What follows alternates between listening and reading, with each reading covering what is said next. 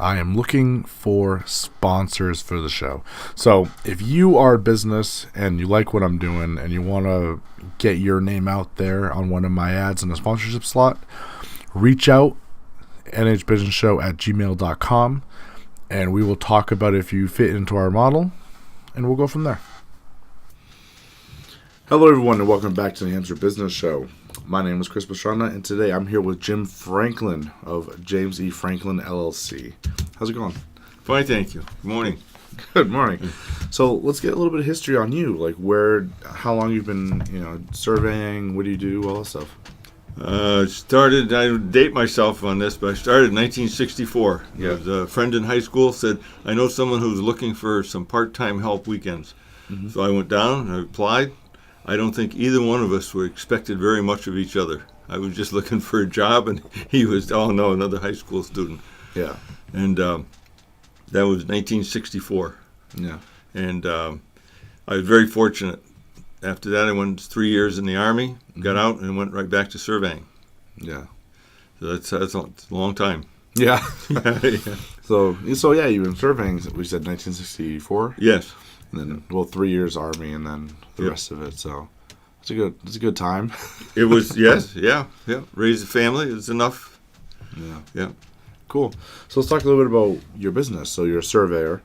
So tell me a little bit of what they do as a surveyor. Land surveying could fall into different categories. If you like construction work, there's construction surveying.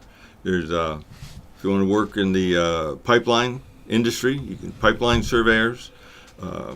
High-rise, utilities, about every type of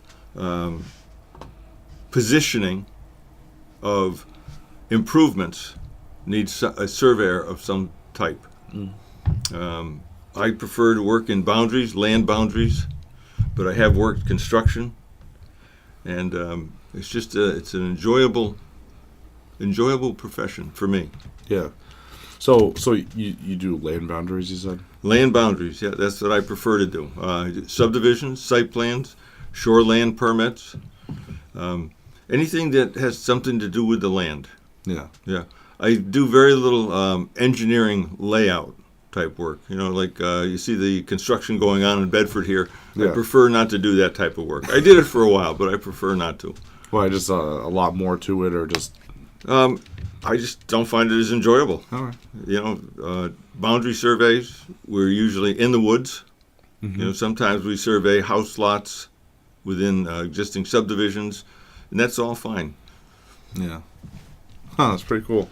So why surveying? Because you said you liked it. Then you got the Army, came back to it. So, at what point were you like, this is what I'm going to do? That's the easy part. That's the easy part. I got out of the service in the summer of 1969, and like anybody, I needed a job, so I went through the yellow pages. I said, I like surveying, so I went through the yellow pages, called every surveyor that was within a 30-mile radius. Mm-hmm. One guy was nice enough to hire me for a rather large company, and it was just something I like to do. Yeah. I find very little that I don't like to do. Yeah.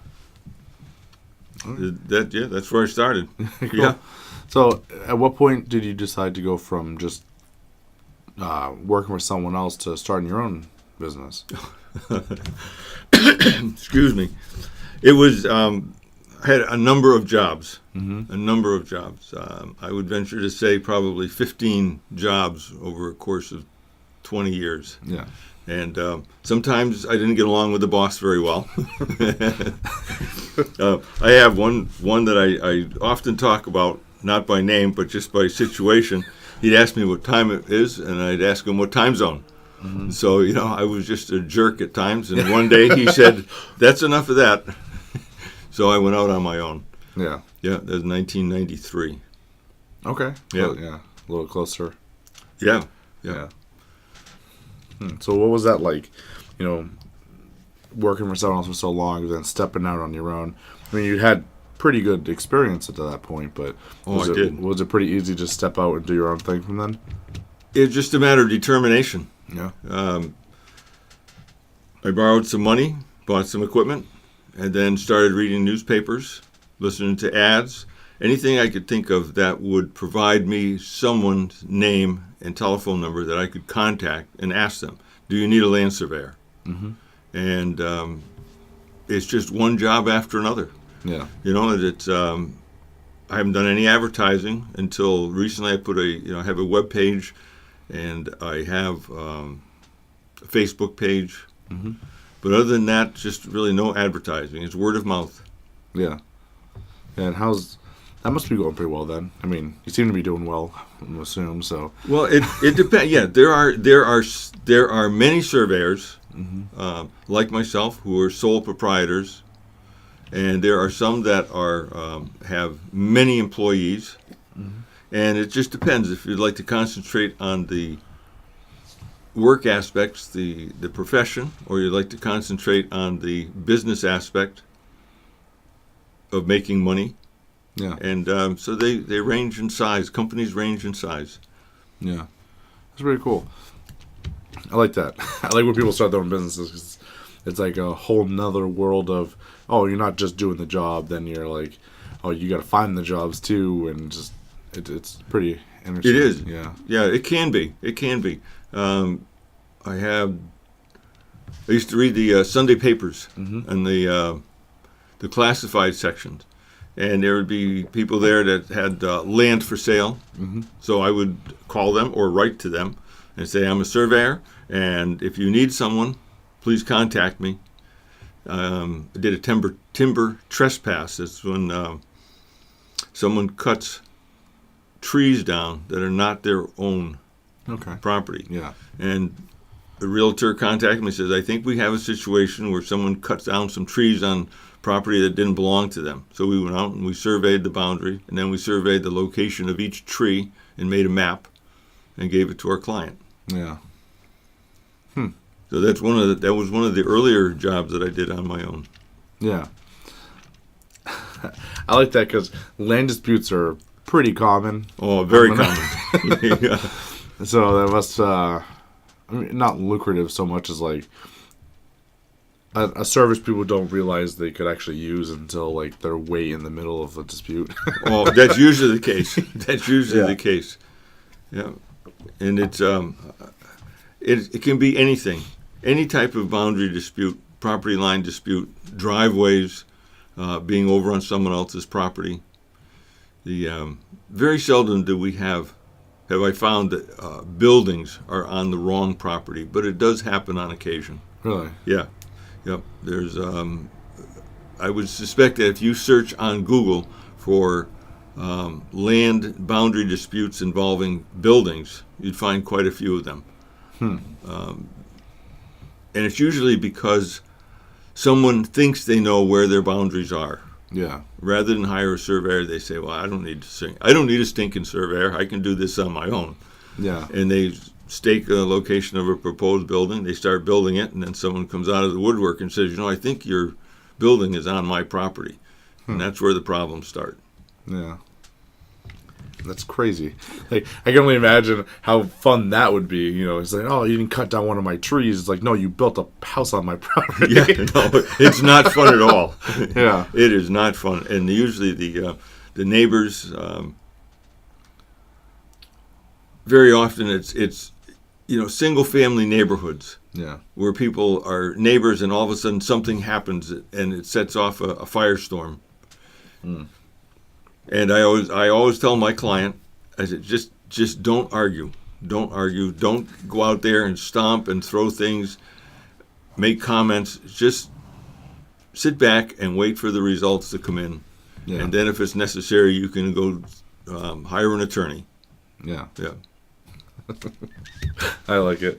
So let's talk a little bit about some of the equipment you use, because that's pretty cool. I've seen some of them. You always see it on the side of the road with all the little stuff. Like, it's only us old timers that can really appreciate the advancement in survey equipment. Yeah. In 1969, we did not have any electronic equipment. Measurements were made with a steel tape or a cloth tape, depending upon how precise the measurements had to be. And sometimes they were made just by rough approximation. You could do so by pacing. If you were, we wanted to draw a map of someone's 100 acres, you could pace around it using a compass and draw a rough map of it. Yeah. And from that, it has progressed, I would say, quite rapidly. We've gone like 1970 as a point till 1984. We started to use electronic measurement equipment. So just with a push of a button, you can measure 1,000 feet rather than having to use a steel tape to be precise. Yeah. And now they have progressed to the point where they have a camera where you can scan a physical feature and draw a map from all the points that the camera has seen. Wow. And it's I don't use that technology, not at all. That you can't take the scanner out into the woods and try to find property corners. Yeah. But if you wanted to find a building, you wanted to be able to map a building, you could use one of these electronic scanners. If you wanted to map a piping inside of a water treatment plant, you could use this scanner. And it uploads, everything goes to what they call the cloud, and it comes up onto the screen, and they have this thousands of pixels that you can actually measure. So it saves a lot of time for that type of work. Wow. That's pretty crazy. Because just kind of thinking of the span of something you would need a surveyor for, and then, actually trying to get out there and measure things. Like, that would be a lot of work if you didn't have some of that new tech. But I've always been curious, because I was in the Army too. So, topographic maps. Yeah. I was always curious how they, make those things. So it's kind of funny. Well, the topographic maps, they're amazing. Yeah. They are amazing. They, I'm going to say it was World War I with flying, when they started taking pictures from the aircraft, and then they would bring them back in, and people would draw maps from them. Yeah. And then that progressed into the aerial mapping, photogrammetry. Yeah. And now it's satellite imagery and infrared mapping. There's any number of ways to draw a map, and depending upon how precise you need it, you match that method to what you want. Yeah. Huh. That's pretty crazy. So, Hey, so I'm going to take a quick break here. We'll get a word from our sponsors in, and we'll be right back. If you think you need some work, head over to nhbusinessshow.com/self-author and check out our self-authorship program. It's fantastic. I absolutely love the program, and it's focused on helping you align your past, present, and future. The number of land surveyors is, and I take this as opportunities to just plug our profession. Yeah.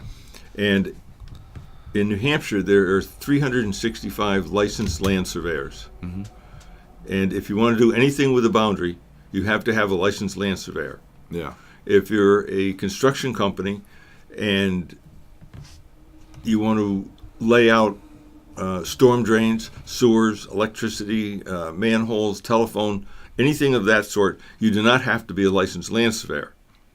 So that's the construction aspect of it. But if you get involved with boundaries at all, you must be licensed. This is the same with, I'm going to say, every state in the United States. Yeah. Engineers, civil engineers can survey. They can do surveying work. And that falls in their category of civil engineering infrastructure improvements. If you are a septic system designer, you can do survey work that's necessary for the design and installation of a septic system. Architects can do land surveying work. The only key part is boundaries. If you deal with boundaries, it has to be a licensed surveyor. Yeah. There's anyone that wants to have a career that is partly outside, partly inside, partly history, research, technology, a surveyor is a good position for that. Yeah. So that's actually a really good question. Because I know some industries like contractors, electricians, all those plumbers and stuff like that, they've taken a hit over the last, I don't know, 20 years or so, where they're having a hard time getting new people filling in. Is it the same? You kind of seen the same thing in surveying? Yes. Nationwide, it is a problem. Yeah. When the economy is good, everyone wants to be a surveyor, or they want to be a framer, and they want to build houses. Yeah. But when the economy gets slow and layoffs come, then people who do not have a real interest in land surveying, they find other careers to go into. Yeah. One of the problems is education, as always. It's not necessary, in New Hampshire, it is not necessary to have a 4-year degree to do land surveying. Yeah. It helps. The UNH has or had the Thompson School, which provided a 2-year degree for civil engineering technology. University of Maine has a 4-year degree, surveying. There are a number of online courses or classes that you can take. Let's see, this is April. April was January, late December, early January. I found out that there was a course being offered by the University of Maine. It was online, and it was Photogrammetry 101. It's just the very basics. Yeah. And it's been a number of years since I took a course in that. So I said, well, I'll sign up for it. Yeah. And I emailed the director of that department, got approval as being a veteran and a retiree who's not really retired. Yeah. And he said, you shouldn't have any problem. You can take the course, and it won't cost you anything. Somebody didn't inform the university because I got a bill in the mail for $3,100 for one course online. Yeah. And I said, that's too expensive. I'm not going to take that. Yeah. So that's one of the problems, is the cost of education. Yeah. Yeah. That's always... There's a lot of things here that kind of roll into each other, from, cost of education to, I don't want to say wages jobs offer, because I don't know what your industry typically goes under, but yeah, so there's a lot of problems here that people think they have to go to school to get some of these jobs, when in reality you need to just find someone to work for who can teach you, kind of similar to what you did back in the day. On-job training. Yeah. On-the-job training. There were private companies like myself, and if you like to work in high-rise construction or highway work, you can join the union. Operating Engineers has a section for land surveyors, and I've been told that it's not uncommon to make $25 to $40 per hour as a union surveyor. That's not bad. That's not bad, no, considering that the average person is supposed to work about 2,000 hours a year. At $40 an hour, that's pretty good money. Yeah. A person who is different parts of the country have different wages. Anyone who's interested can go on to Facebook, or you can just Google it, and you'll find more information than you can absorb in a day for career-wise. There are those opportunities where you can just go to work. A young person out of high school can go to work for a surveying company, and I would suggest that person just be honest with the company owner. Tell them, I don't know what this is about, but I like it, and I want to try it, and I'm willing to work hard. Yeah. If you come in late every day of the week, you're probably going to get fired. Yeah. That's where everything is. And I do not know of a single surveyor who's in business for himself that would turn away someone like that. Yeah. We're just a welcoming bunch in that sense. Yeah. Yeah. Yeah. Like I said, and when you're struggling to pull on, people that can continue the profession, it's like, well, we kind of need to, get new people out there and doing it, or else eventually you're going to have tons of, I almost want to say jobs that are on the market, but there's no one to fill them, and then all the people that have these legal requirements for surveyors won't be able to find people to do it. That's very true. Yeah, that's very true. And in the states, I would say most every United States has the requirement for a land surveyor, a boundary surveyor. They're the only ones that can establish boundaries. You can't be an attorney, you can't be a doctor, lawyer, Indian-in-chief. You have to be a land surveyor to establish a boundary. yeah, I would say 50% of our work is in the field, finding landmarks that are called for by property deeds, finding them, drawing maps of them, and the other 50% of the time is making maps, deciding land record research, deciding on what physical features constitute a landmark or a boundary. yeah, And so there's a little bit of everything. When I started, there was a requirement for, in Connecticut, the requirement was for 12 years of continually responsible charge. So you start out as a basic field person and you work your way up over a period of 12 years if you have no education, no formal education. yeah, And then that allowed you, once you fulfilled that requirement, it allowed you to sit for an examination. And they have 2 exams. One is called the Fundamentals of Land Surveying, which before it used to be called the SIT. It's basically mathematics. It's an 8-hour exam. And the following day was a 8-hour exam on legal principles. yeah, So that's law. That's your two big parts. And they still have that, still today, the same format, except the national exam is given the same day. The fundamentals of surveying is given the same day all over the United States. And the legal aspects are administered by the state which you want to be licensed in. For example, in the New England states, or all of the original 13 colonies, we have a different set of land title requirements. We have meets and bounds. yeah, You start at people laugh, you start at the tree and then you go north for 200 rods into a rock and things like that. Where if you're in the, what they call the PLS states, they're a rectangular land system. So there's a difference. Yeah. So each state has their own specific requirements. They all require examination. And it's tough in some cases. Yep. That must be fun to look up a deed that's like, oh man, I have to go from the rock to the tree to. It is. It's very much that way.